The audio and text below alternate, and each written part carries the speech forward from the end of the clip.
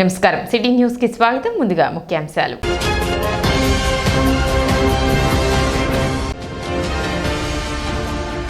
ప్రశాంతంగా ముగిసిన బడ్జెట్ సమావేశం, ఆమోదం తెలిపిన కౌన్సిల్.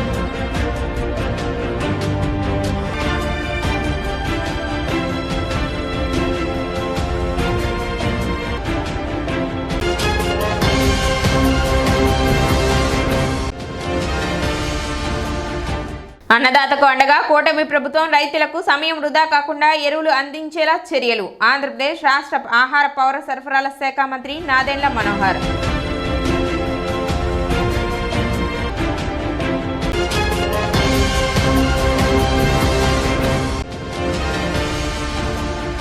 ట్రూ అప్ ఛార్జీలకు బ్రాండ్ అంబాసిడర్ వైఎస్ జగన్. విద్యుత్ ఛార్జీలపై వారు ధర్నాలు రాస్తారోకోలు చేయటం దయ్యాలు వేదాలు వల్లించినట్లు ఉంది. మాజీ మంత్రి కృష్ణా గుంటూరు జిల్లాల ఎమ్మెల్సీ కూటమి అభ్యర్థి ఆలపాటి రాజేంద్ర ప్రసాద్.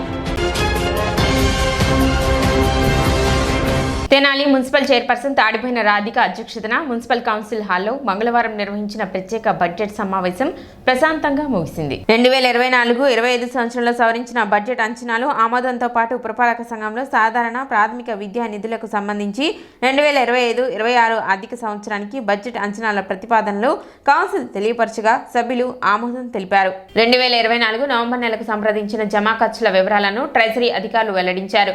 2024-25 ఆర్థిక సంవత్సరానికి గాను 3.79 కోట్ల మిగులు బడ్జెట్తో ప్రవేశపెట్టిన కౌన్సిల్ ఆమోదం తెలిపారు. ఆస్తి పన్ను, నీటి సరఫరా, ఎంఆర్, షాప్ రూమ్ అద్దెలు, D&O trades license, town planning వసూళ్లు, ప్రాపర్టీ మ్యూటేషన్ ఛార్జెస్, సర్ఛార్జీ, స్టాంప్ డ్యూటీల ద్వారా 3.90 కోట్లు ఆదాయం సమకూరిందన్నారు. ఇక ఖర్చులో జీతభత్యాలు, పురపాలక నిర్వహణ ఖర్చులు, విద్యుత్ ఛార్జీలు, అభివృద్ధి పన్నుల చెల్లింపు, IT, GST, NAC, ward secretariat నిర్వహణ, ఇతర ఛార్జీల కింద 3.7 కోట్లు ఖర్చయిందని, ఇది ప్రతి ఏటా జరిగేదని కమిషనర్ తెలిపారు. 4.63 కోట్లు ముగింపు నిల్వ ఉందని తెలిపారు. 20 లక్షలు 20 లక్షల 41,720 రూపాయలు ఖర్చు అయింది. దాన్ని టువర్డ్స్ అంటే లాండ్రీ వాషింగ్ ఖర్చుల కింద 7,056 రూపాయలు, వార్డ్ సెక్రటరియట్ ఇంటర్నెట్ ఛార్జెస్ కింద 62,239 రూపాయలు, ఆఫీస్ ఇంటర్నెట్ కింద 27,574 రూపాయలు, ఆఫీస్ మొబైల్ ఛార్జెస్ కింద 15,734 రూపాయలు. అంటే ఎవరెవరికి అంత ఫ్రీగా ఇస్తారు అధ్యక్షుడు? మనం ఏ లెవెల్లో మనం మొబైల్ ఛార్జెస్ పే చేస్తాం అధ్యక్ష? ఆఫీసు రన్ కావాలంటే ఇంకా మనకు డైలీ ఎక్స్పెన్సెస్ అనేటివి ఉంటాయి. దీంట్లో స్టేషనరీ ఉంటుంది, అలాగే ఇతరమైనటువంటి ఆఫీసుకు సంబంధించినటువంటి రెగ్యులర్గా అడిగేటువంటి net charges, cell phone charges, పెట్టి ఎక్స్పెండిచరు ఒక్క నెలలోనే 20 లక్షలు ఖర్చు పెట్టామని కాదు, కానీ గత 2-3 నెలల గల పెండింగ్ బిల్స్ ఏమైనా ఉంటే కనుక అవన్నీ కూడా కలుపుకొని నవంబర్ మాసంలో బిల్స్ అప్లోడ్ అయినాయి కాబట్టి వాటిని విధంగా ఆ మంత్లో ఎక్స్పెండిచర్ అయింది కాబట్టి ఆ మంత్ ఎక్స్పెండిచర్ కింద చూస్తుంది. కమిషనర్, సెక్షన్ హెడ్స్, అలాగే ఆఫీసులో ఉన్నటువంటి కీ ఫంక్షనరీస్ ఉంటారు, E1 ఉంటారు, C1 ఉంటారు, F1 ఉంటారు, అలాగే అవుట్డోర్లో ఫిట్టర్ ఉంటాడు, లైన్మెన్ ఉంటాడు, అలాగే శానిటరీ ఇన్స్పెక్టర్స్ ఉంటారు. ఇలా అవుట్డోర్ డ్యూటీస్ ఎవరైతే నిర్వహిస్తున్నారో వారందరికీ కూడా సెల్ ఫోన్లు సిమ్ ఛార్జెస్ ఇవ్వడం అయింది. ఇన్ కేస్ అంటే ప్రతి వ్యక్తికి కూడా ప్రతి ఫంక్షనరీకి ఒక సీలింగ్ పెట్టాము. 4,400 SVHK ప్రసాద్ ఆ కాంట్రాక్టర్ గారికి 2,75,000 ఇవ్వడం జరిగింది. అలాగే ఎన్సిపి కాలనీలో ఒక వర్క్ లేకపోయిన దానికి ఈఎండిఎస్ దానికి సంబంధించి 1,99,000 ఇచ్చాము. అలాగే ఇవన్నీ కూడా ఈఎండిఎస్కి సంబంధించి ఎస్సిఎస్ రామకృష్ణకు ఇచ్చారు. అలాగే ఎనర్జీ ఈఎస్ఎల్ వాళ్ళకు 49,02,000 274 రూపాయలు ఈఎస్ఆర్. సవరించిన బడ్జెట్ అంచనాలు 25-26 సంవత్సరానికి సంబంధించి ప్రతిపాదనలు ఈ విధంగా పొందుపరచడమైంది సార్. బడ్జెట్ మొత్తానికి సంబంధించి ఖర్చున 40% స్లమ్ ఏరియాల అభివృద్ధికి గాను, 15% షెడ్యూల్ కులాలకు, 7.5% షెడ్యూల్ తెగలకు, 5% స్త్రీ శిశు సంక్షేమానికి సంబంధించి మరియు 3% వికలాంగులకు కేటాయించారు సార్ మొత్తం బడ్జెట్ మీద. దానికి సంబంధించినటువంటి ఆదాయ వ్యయాలు ఈ క్రింది విధంగా చూపిస్తున్నాము. బడ్జెట్ మీటింగ్ కాబట్టి అన్ని అంశాలు ఆమోదించడం జరిగినది కూడా. ఇంకా తెనాలి పట్టణంలో ఇంకా రాబోయే రోజుల్లో ఇంకా డెవలప్ చేస్తామని, అలానే మాకు కూడా మంచిగానే మన సభ్యులందరూ కూడా సహకరిస్తున్నారు కాబట్టి అధికారులు కానివ్వండి, అలానే మన మంత్రి గారు కూడా ఈ అభివృద్ధి వైపులో ఆయన మాకు సపోర్ట్ చేస్తున్నందుకు చాలా ఆనందంగా ఉంది. రాబోయే రోజుల్లో ఇంకా తెనాలి పట్టణం సుందరీకరణగా తీర్చిదిద్దుకోవాలనేది మా ఆశయం కూడా. ఆంధ్రప్రదేశ్ రాష్ట్ర ఆహార పౌర సరఫరాల శాఖ మంత్రి నాదెండ్ల మనోహర్ తెనాలి మార్కెట్ యార్డ్లోని గుంటూరు జిల్లా కోఆపరేటివ్ మార్కెటింగ్ సొసైటీ లిమిటెడ్ గౌడౌన్ నందు ఆకస్మిక తనిఖీ చేశారు. రైతులు కొనుగోలు చేసే ఎరువులు వారికి సక్రమంగా అందుతున్నాయా లేదా అనే వాటిపై ఆరా తీశారు. ఎరువుల పంపిణీ విషయంలో మంత్రి నాదెండ్ల మనోహర్ ఎదుట రైతులు అసంతృప్తి వ్యక్తం చేశారు. ఎరువుల కోసం ఉదయం వస్తే సాయంత్రం వరకు మార్కెట్ యార్డ్లోనే ఉంచుతున్నారని ఆవేదన వ్యక్తం చేయడంతో అధికారులపై మంత్రి నాదెండ్ల మనోహర్ ఆగ్రహం వ్యక్తం చేశారు. సాయంత్రం 5 గంటలలోపు ఎరువులు అందించాలని అధికారులకు ఆదేశాలు జారీ చేశారు. రైతులకు ఎటువంటి అసౌకర్యం కలగకుండా అనేక ప్రాంతాల్లో ఎరువుల పంపిణీ కేంద్రాలను ఏర్పాటు చేశామని, ప్రభుత్వం తరపున ప్రతి ఒక్క రైతుకి న్యాయం చేస్తామని, రైతులు ఎవరూ ఆందోళన చెందొద్దని మంత్రి నాదెండ్ల మనోహర్ రైతులకు హామీ ఇచ్చారు. రైతుల నుండి ఒక్క ఫిర్యాదు వచ్చినా ఖచ్చితంగా స్పందిస్తామని, బాధ్యులపై చర్యలు తీసుకుంటామని ఆయన హెచ్చరించారు.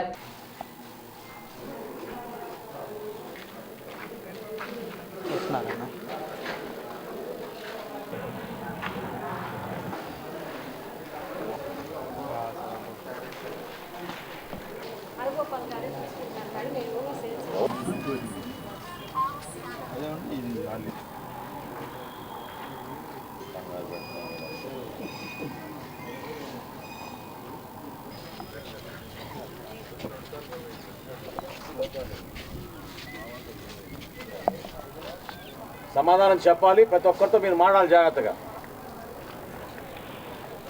వాళ్ళ రైతులు కూడా పాపం వాళ్ళని ట్రాక్టర్లో పెట్టుకోమని దారిలో సీరియల్ నెంబర్లు ఎవరికైతే ఇచ్చారో ఆ సీరియల్ నెంబర్ ప్రకారం పెట్టుకుని లోడ్ చేసుకోమని మళ్ళీ దించి మళ్ళీ ఎందుకు 100 మంది రైతులు దించాల్సిన అవసరం ఏముంది అసలు? ఎందుకు మీరు హ్యాండిల్ చేయలేదు? మరి అడగచ్చు కదా. మరి ఇబ్బంది ఉందో 4 ఏమన్నా అడగచ్చు కదా మీరు. అంటే మీరు ఏమైనా ప్రైవేట్ సంస్థనా మీది? ఎవరు అరగోపాల నంబర్ ఇవ్వండి.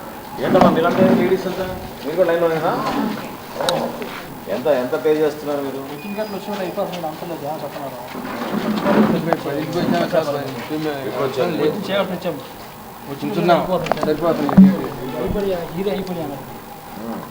ఇప్పుడు మీకేమన్నారు? మీరు వచ్చిన మీ కళ్ళ ముందే అయిపోతున్నాయా?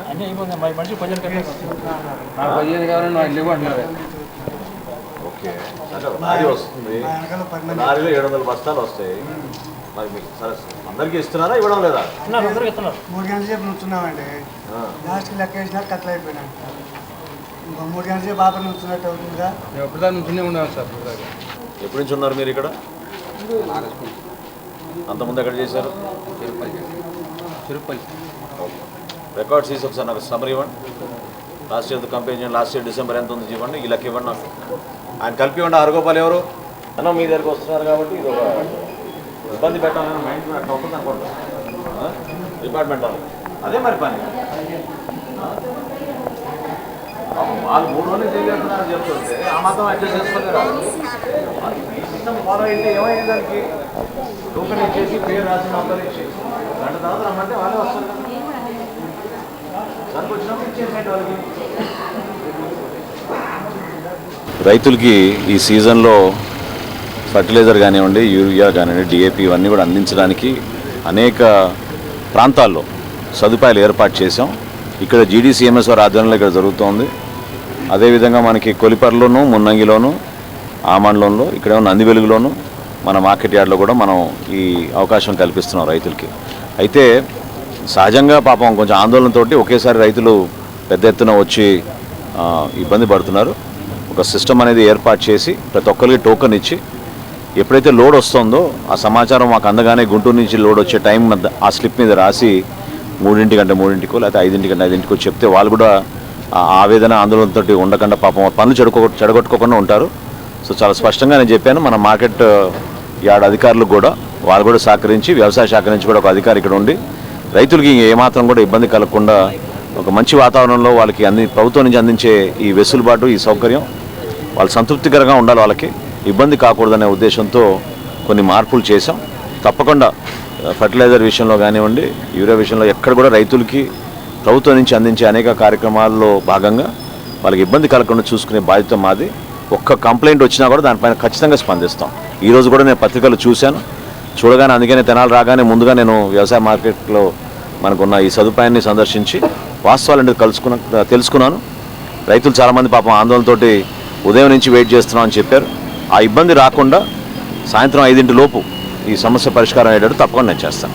ట్రూ అప్ ఛార్జీలకు బ్రాండ్ అంబాసిడర్ వైఎస్ జగన్ అని ఈనాడు విద్యుత్ ఛార్జీలపై వారు ధర్నాలు రాస్తారోకోలు చేయటం దయ్యాలు వేదాలు వల్లించినట్లు ఉందని మాజీ మంత్రి కృష్ణా గుంటూరు జిల్లాల ఎమ్మెల్సీ కూటమి అభ్యర్థి నాలపాటి రాజేంద్ర ప్రసాద్ అన్నారు. మంగళవారం ఆయన తెనాలిలోని టీడీపీ కార్యాలయంలో విలేకరుల సమావేశంలో మాట్లాడారు. స్లాబ్ సిస్టమ్ మార్చి సామాన్యుడి మీద విద్యుత్ బిల్లుల రూపంలో పెనుభారం మోపిన వ్యక్తి జగన్మోహన్ రెడ్డి అని అన్నారు. విద్యుత్ ఛార్జీలను అఫీషియల్ గా 7 సార్లు అనఫీషియల్ గా 2 సార్లు పెంచిన వ్యక్తి ఈనాడు విద్యుత్ ఛార్జీల మీద ధర్నాలు రాస్తారోకోలు చేయాలన్న ప్రయత్నం దయ్యాలు వేదాలు వల్లించినట్లుగా ఉందన్నారు. రివర్స్ టెండర్ల పేరుతో సౌర విద్యుత్ను ఏ రకంగా వాటిని సాగదీయకుండా అతి తక్కువ బయట నుండి విద్యుత్ను కొనుగోలు చేసిన వ్యక్తులు మీరు కాదా అంటూ వైసీపీ నేతలను ప్రశ్నించారు. ఆనాడు మిగులు విద్యుత్ ఉన్న రాష్ట్రాన్ని విద్యుత్ కొరత ఉన్న రాష్ట్రంగా మార్చిన ఘనత వైసీపీది కాదా అంటూ మండిపడ్డారు.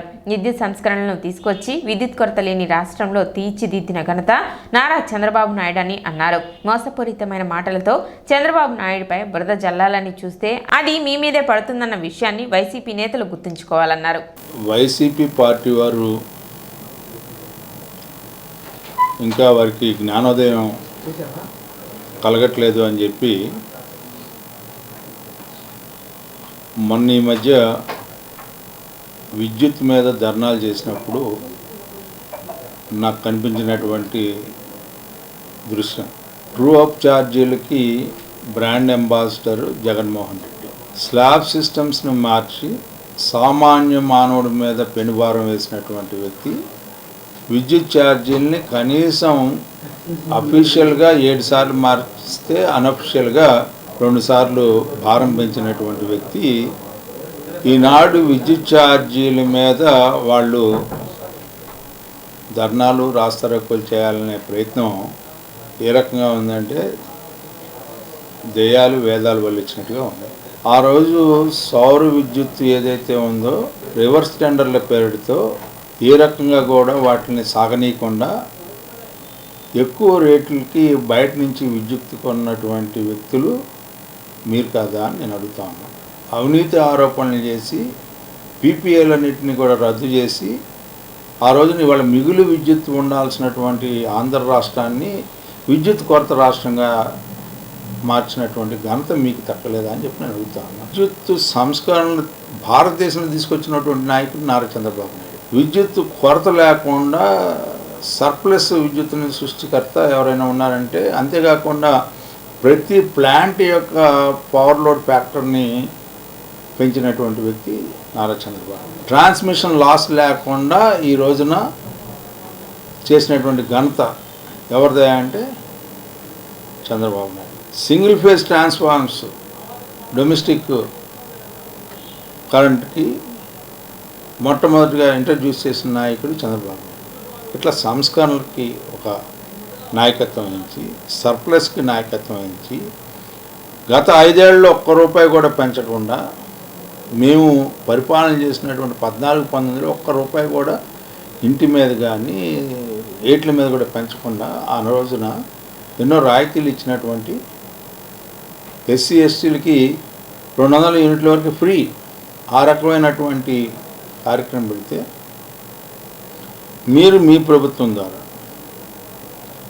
విద్యుత్ కొరత ఏర్పరచుకునేలా చేసి సర్ప్లస్ ఉన్నటువంటి స్టేట్ని కొరత రాష్ట్రంగా మార్చి బయట నుంచి ఎక్కువ రేట్లు కొని మీ ఇష్టం వచ్చినట్టుగా వ్యవహరించి ఈ రోజున